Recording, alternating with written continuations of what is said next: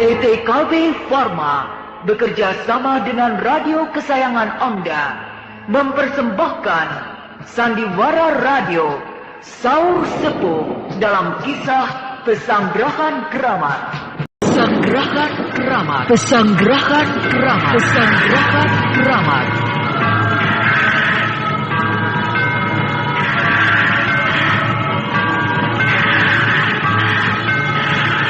Pendengar yang budiman, di dalam kisah Satria Madangkara dikisahkan Lasmini yang gentar dengan Brahma telah melarikan diri.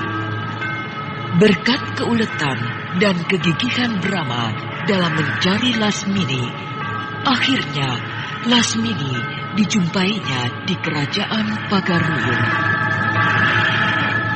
Tetapi karena kelicikannya, Lasmini dapat mengadu domba Brahma dengan penguasa setempat.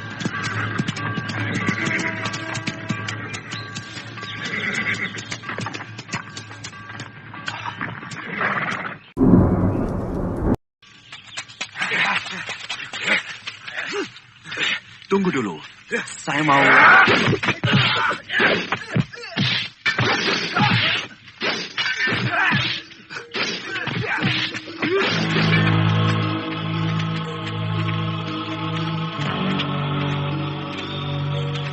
Betul, dialah rompak yang memimpin kapal bajak laut itu, Tuan Panglima. Oh, ini rupanya. Hebat benar nyalimu. Berani menjamah daratan sampai kemari. Jangan Tuan percaya omongan perempuan ular itu. Dia tukang fitnah. Dia membawa lari istri dan adikku.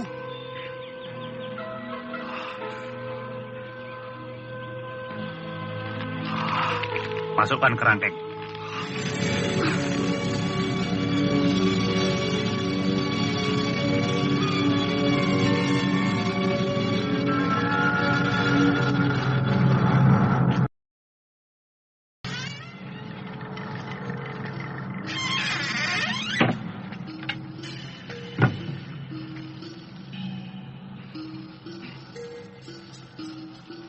Mau apa lagi, Lasmini? Membunuhku?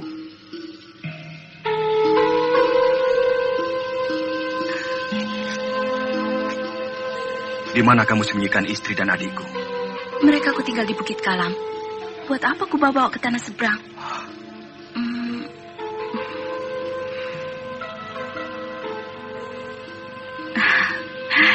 Mereka kan pendekar-pendekar perkasa. Kenapa mesti dibingungkan?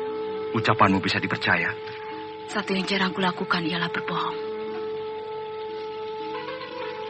Sebagaimana aku tidak mau membohongi diriku bahwa aku harus mencintaimu. Kalau begitu aku harus kembali ke tanah Jawa.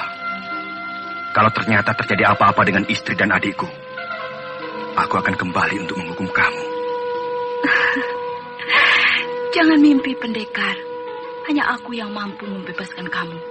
Keselamatanmu berada di ujung lidahku. Kamu tahu, panglima perang di sini adalah kekasihku. Lebih baik kau terima tawaranku. Aku benar-benar mencintaimu. Aku akan mintakan pangkat yang tinggi untukmu. Kita arungi bahtera hidup bersama, ya? Kau tidak akan menemukan kebahagiaan bersamaku. Karena aku lebih mencintai istri-istriku. Tidak tahu diuntung. Penjaga, awasi bajingan ini terus. Jangan kasih makan, jangan kasih minum. Buka. Rama Kumbara yang sakti mandraguna akhirnya berhasil melepaskan diri dari belenggu Lasmini. Lasmini, hari ini aku berangkat ke tanah Jawa Dwipa, berkumpul kembali dengan keluargaku. Semoga kamu di sini mendapatkan kebahagiaan. Satria Madangkara.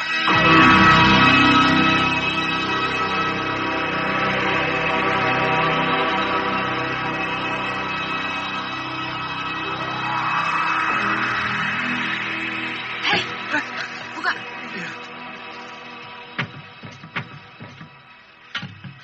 Alangkah terkejutnya Lasmini ketika melihat kerangkeng tempat Brahma ditawan telah kosong.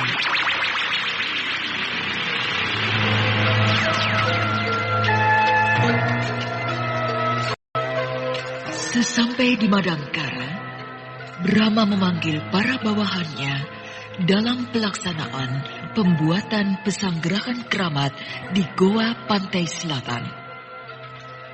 Semua pekerjaan itu Brahma percayakan penuh kepada Tumenggung Aji Santa.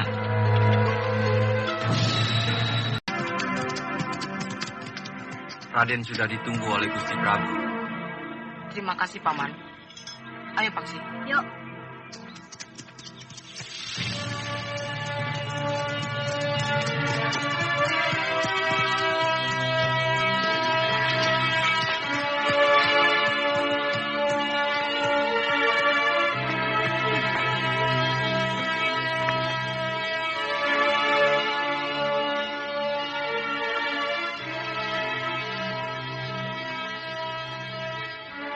Ambil tempat kalian.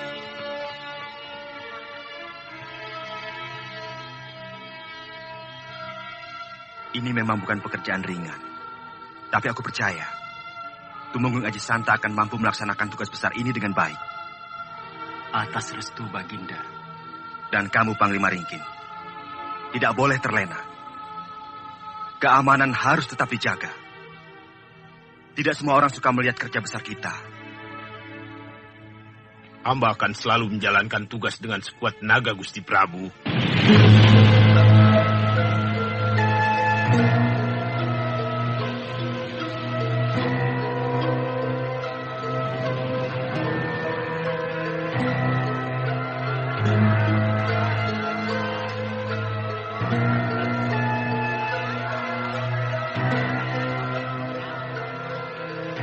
Pembuatan pekerjaan raksasa pesanggerahan keramat di Goa Pantai Selatan dikerjakan dengan penuh semangat oleh para rakyat Madangkara.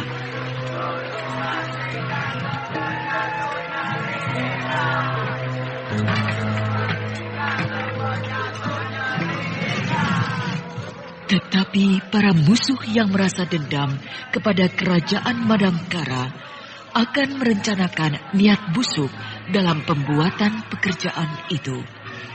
Mereka berkumpul dalam pertemuan rahasia di rumah Bukarti. Kita hancurkan pesanggerahan itu kalau sudah jadi. Kita bakar kuburan Guru Brahma. Kita pancing kemarahannya. Dengan begitu, orang-orang kuat Madangkara akan buyar dari keraton. Aku tahu, kekuatan Madangkara cuma pada Brahma, Botawa, dan Mantili. Aku yakin, dengan ajian Waringin Sungsang yang Kijara dan Lugina miliki, pasti akan mampu menghancurkan mereka. Siapa yang tidak tahu, dengan kesaktian murid-murid utama perguruan Gunung Sabah. Terlalu gegabah, Panglar. Keyakinanmu terlalu berlebihan. Saya kira lebih baik. Kijara, begitu orang-orang kuat Madangkara itu keluar dari sarangnya, saat itulah orang-orang Kuntala akan menyerbu istana Madangkara. Dan cita-cita kita akan tercapai. Itu bukan taktik. Itu perbuatan nekat. Maaf Raden Panglar, saya setuju rencana Kijara untuk menghancurkan kerajaan Madangkara dari dalam. Kita rusak jiwa para pemimpinnya. Sampai suatu saat Madangkara benar-benar keropos. Saat itulah kita hancur leburkan mereka. Sampai kapan? Sampai kita semua menjadi jompo. Pengecut, Panglar. Hati-hati lidahmu. Bukan cuma kamu yang orang Kuntala. Bukan cuma kamu yang punya dendam pada Madangkara. Kita sudah tidak sepaham lagi. Rupanya antara Raden Panglar dan Kijara telah terjadi ketidakcocokan sehingga menimbulkan ketegangan-ketegangan di antara mereka. Sementara itu, Ki Jara yang mempunyai rencana lain terhadap Madangkara merasa khawatir dengan tindakan Raden Panglar. Kalau mereka nekat melakukan rencananya, kerja kita bisa berantakan.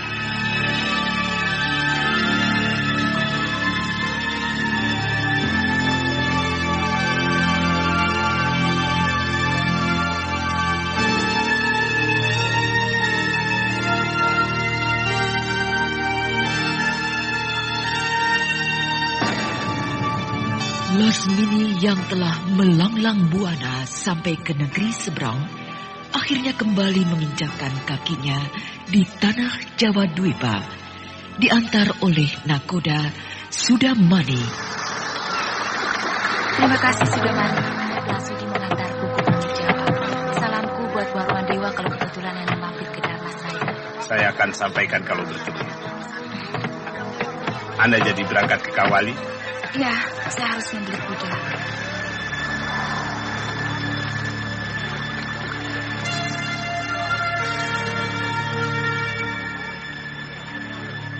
Sementara itu, Mantili dan Patih Gotawa yang menyaksikan pekerjaan pembuatan pesanggrahan keramat tampak sedang berbincang-bincang dengan Tumenggung Aji Santa. Kalau tidak ada halangan, mudah-mudahan pekerjaan ini akan selesai pada bulan keempat. Kelihatannya semua serba lancar. Tapi Tumenggung harus memperhatikan kalau ada keluhan dari rakyat ataupun kepala duku yang menyangkut pekerjaan ini. Sampai saat ini tidak ada Gusti Dewi. Bahkan saya kewalahan menghadapi penduduk pedukuhan yang berlomba ingin mendharma baktikan dirinya untuk negara. Artinya, kita wajib lebih memberikan rasa perlindungan dan kemakmuran. Pasti, bentar. Jangan cepat-cepat. Kudanya bandel, Bu. Kalian yang bandel. Benar, Bu. Bagaimana mengenai pembagian kerja? Sampai saat ini masih teratur, Gusti Pati. Bagus.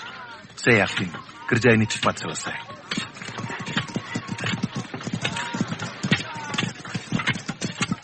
Yang sulit menghadapi orang-orang dari pedukuhan Karangtunggal. Kadang-kadang mereka tidak mau digilir. Tapi tetap kami paksa pulang ke desanya. Memang begitu. Bagaimanapun pengabdian mereka pada negara, tidak boleh menyampingkan keluarga mereka, ladang-ladang mereka. Hilir kerja harus tetap dipertahankan. Hanya sepekan dalam 1 bulan mereka boleh bekerja bakti untuk negara. Baik, Gusti Pati. Juga permintaan orang-orang Kuntala untuk membantu tetap kami tolak.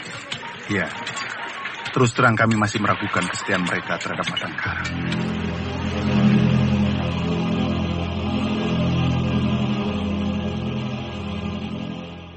Bukarti yang bersekongkol dengan Ki Jara mencoba merayu Iman dan Ayu Nyai Lapat, istri Tumenggung Aji Santa, dengan pemberian hadiah-hadiah yang menarik.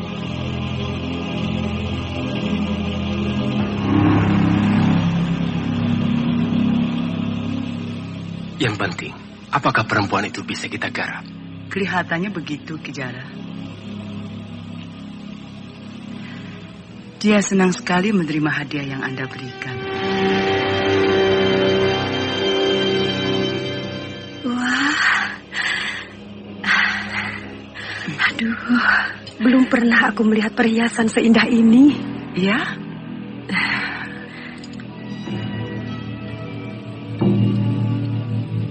Tapi aku takut Kakang Tumenggung akan marah, Bukarti.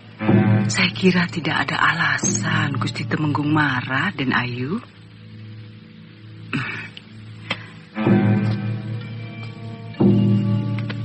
Terus terang saja, perhiasan yang Den Ayu pakai sudah kurang pantas untuk istri seorang Temenggung. Maaf loh, Den Ayu. Tidak apa-apa.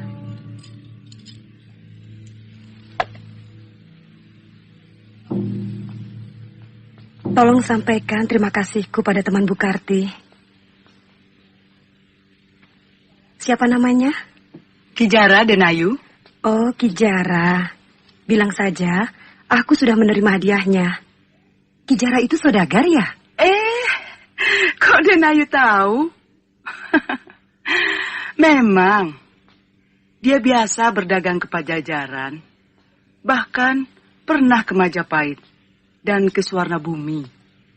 Sebenarnya, dia orang Kademangan Cempaka. Hah?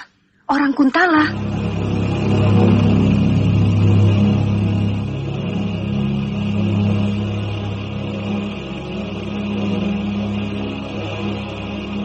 Raden Panglar yang mempunyai rencana jahat itu tampak sedang mengadakan perundingan rahasia di rumah Sadoma.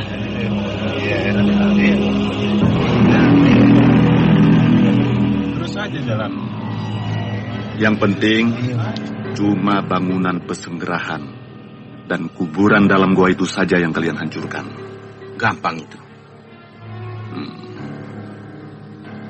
Saya minta pekerjaan ini direncanakan dengan baik. Iya.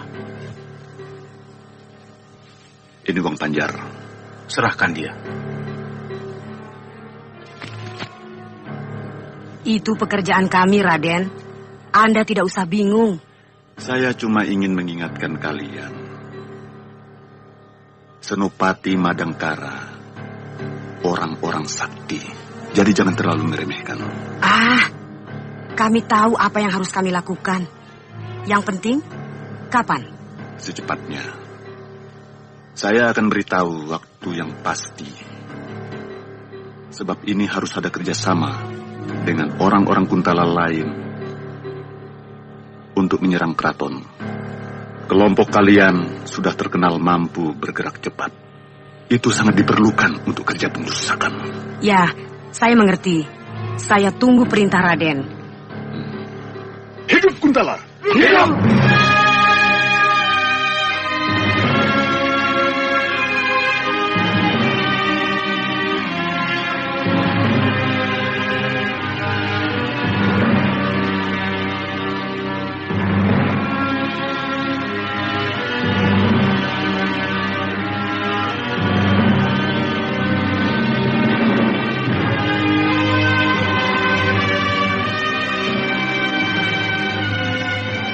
Sementara itu, Lasmini telah sampai di Kawali, ibu kota kerajaan Pajajaran. Dia langsung menemui Bukamanah di rumahnya.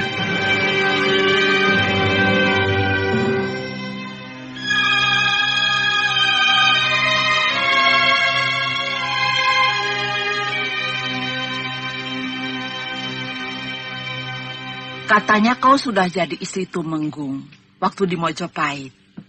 Dengar kabar begitu, ibu gembira sekali. Saya memang hampir diberi istri Tumenggung Bayan. Di Pamotan, bukan di Majapahit. Tapi kemudian mati, terbunuh oleh orang Madangkara. Orang Madangkara? Madangkara kan negeri di tanah Sunda, tetangga Pajajaran. Namanya Brahma. Brahma. Brahma Kumbara. Dia pernah menyusul saya sampai ke Pagaruyung. Karena mengira saya menculik adik dan istrinya. Dia bukan orang sembarangan, Lasmini. Dia Raja Madangkara. Dia terkenal sakti mandraguna. Kau tidak akan mampu mengalahkannya.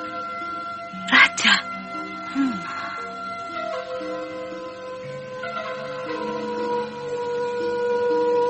Suatu saat, dia harus takluk padaku. Menyembah-nyembah, mengharapkan cintaku. Jangan mimpi.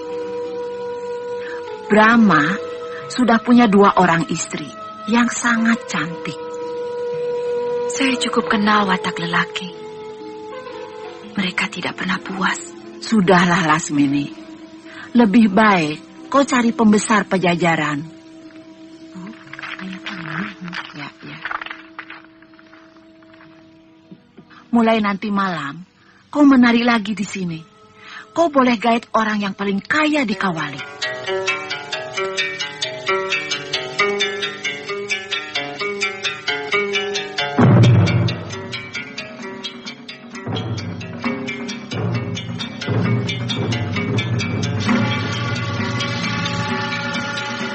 Lasmini, si petualang cinta itu, akhirnya dipersunting oleh Juragan Basra, orang terkaya di Kavali.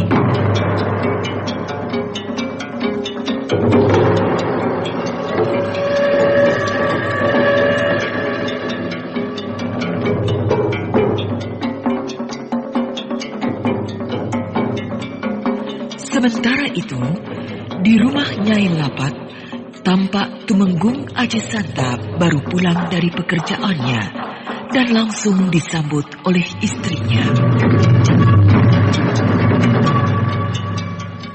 Pulang? Ya pulang.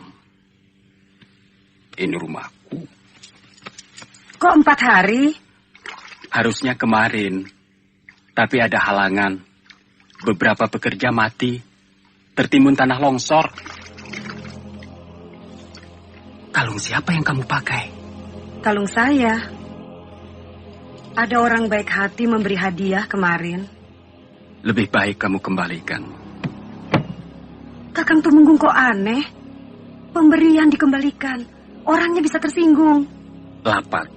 Pemberian semacam itu pasti ada maksud-maksud tertentu. Curiga. Itu saja yang ada pada otak Kakang Tumenggung. Kakang sendiri tidak pernah membelikan saya apa-apa. Kalau aku mampu, pasti ku belikan yang lebih bagus malah. Kalau mampu, Kakang tidak akan pernah mampu. Kakang terlalu jujur. Sekarang saya makin yakin bahwa sebenarnya Kakang Tumenggung tidak pernah memikirkan saya. Kamu salah, Lapat. Aku malah terlalu mencintaimu. Aku tidak mau menghiasi tubuhmu dengan barang hasil kecurangan. Aku cuma diberi. Apakah salah aku menerima pemberian orang? Tergantung. Kalau pemberian itu tidak ada apa-apanya, boleh. Tapi, kalau pemberian itu mengharapkan sesuatu dariku, dari pangkatku, itu salah, dosa. Besok kembalikan. Tidak. Kembalikan. Tidak.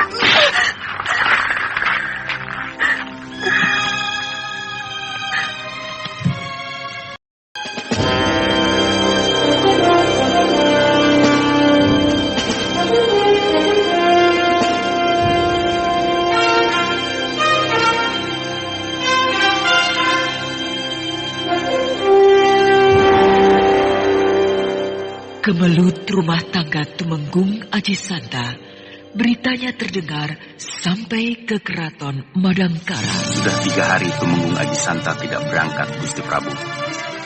Apa mungkin dia sakit? Hamba kurang tahu, Gusti Prabu. Menurut pekati di rumah beliau, mungkin Gusti Tumenggung pergi ke rumah mertuanya di desa Angsana untuk menengok istri beliau. Ada apa dengan istrinya? Hamba kurang tahu, Gusti Prabu. Suruh menghadap padaku kalau datang. Daulat, Gusti Prabu.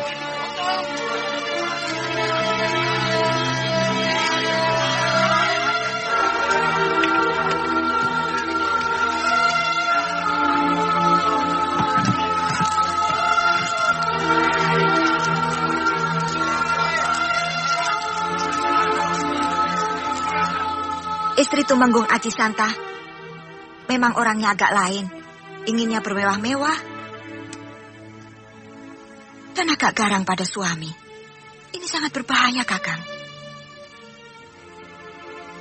Tumenggung Aji Santa terlalu tua untuk mempersunting Lapat. Sebagai sesama wanita, Dinda Mantili tentu bisa memahami kalau Nyelapat itu melakukan hal-hal yang agak menekan Tumenggung. Selama tidak mempengaruhi suaminya untuk berbuat aib, tidak ada salahnya. Itu hak Nyelapat. Yang jelas, Tumenggung Aji Santa sudah mulai berani melalaikan tugasnya. Dan ada satu lagi yang harus kita selidiki, Kakang. Kelihatannya, Nyelapat akrab sekali dengan Bu Karti. Siapa Bu Karti? Salah satu orang Kuntala yang kita ampuni sesudah mereka menyerah. Dia kini telah membuka sebuah penginapan di dekat pasar. Saya curiga, jangan-jangan usaha penginapan itu hanya untuk kedok.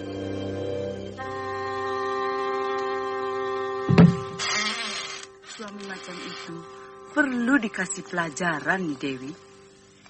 Mungkin semua ini karena kesalahan saya. Sebenarnya saya cuma ingin bersahabat dengan pembesar-pembesar Madangkara. Siapa tahu, suatu saat saya bisa menawarkan barang dagangan saya. Anda tidak salah, Ki.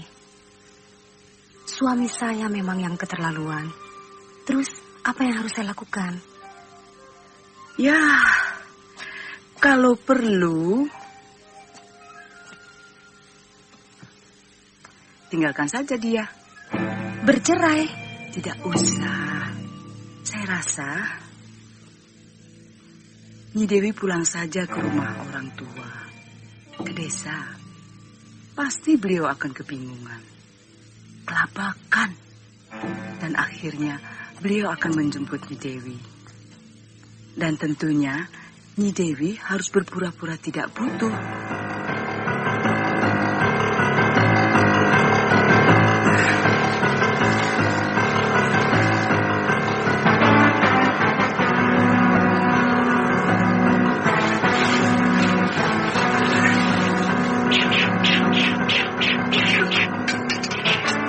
Sadoma, sang perusuh, mulai menjalankan aksinya.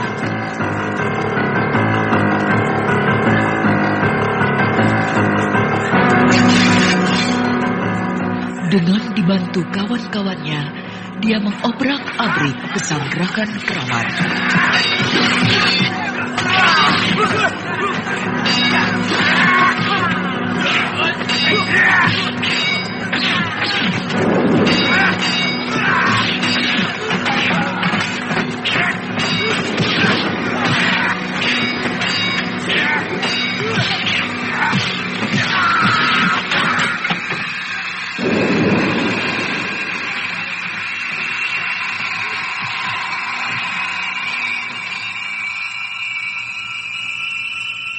Pada saat itu, Brahma Kumbara sedang bercengkrama bersama keluarganya di sebuah taman di dalam kompleks Keraton Madangkara.